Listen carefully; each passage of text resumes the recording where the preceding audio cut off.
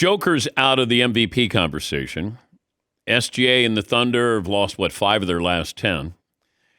Can we somehow slip Cade Cunningham into the MVP conversation? Yes. And I'm surprised more people are not speaking about Cade. We had a chance to do a game up close and personal. Their last game on that long West Coast road trip versus the Lakers, and they beat the brakes off the Lakers. And Cade Cunningham, look, for those of you who are late to the party, overall #1 pick out of Oklahoma State, and for his size at 6'5", 6'6", being a point guard, controls the whole action. And it helps now that Jalen Durham has kind of grown into being that force down low for them. They have a great 1-2 connection and chemistry between those two. He plays defense. Yeah, I think on the back end, you've got Luka will be mentioned. It's unfortunate. I don't know if Joker will qualify for those games. SGA will be in the running. I don't think Giannis is going to qualify, but he'll have the type of numbers. But Cade should certainly be in the discussion for MVP. No question. Yeah. It's just they're not a glamour team in a glamour town. SportsCenter is not going to be leading with Detroit. And, they're the #1 seed right now.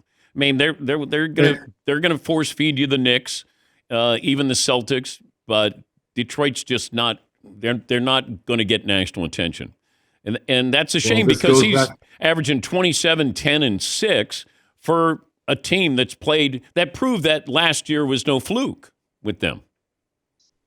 Second best record in the association behind OKC, but this is kind of on par for the Pistons, right? They were the bad boys. Isaiah, they had great players, but they didn't get a lot of love. Back-to-back champs. Same thing with Chauncey's team in 2004. It was 5 guys: Tayshaun Prince, Rip Hamilton, Rasheed Wallace, Ben Wallace. But they weren't a sexy team. What do? They won a championship. This current Detroit team is cut from the same cloth. They've got 1 star on the verge of being a superstar in Cade, an up-and-coming great young player and center in Jalen Durham. But you think, well, who else is really on this team? Isaiah Stewart is the Ben Wallace of the team, the tough guy, but you couldn't name anyone else. JB Bickerstaff is doing a great job. And yes, everyone likes to push, and rightfully so, Jalen Brunson and the Knicks. But those are the 2 top teams in the Eastern Conference. And look, they went head-to-head last night, and what happened?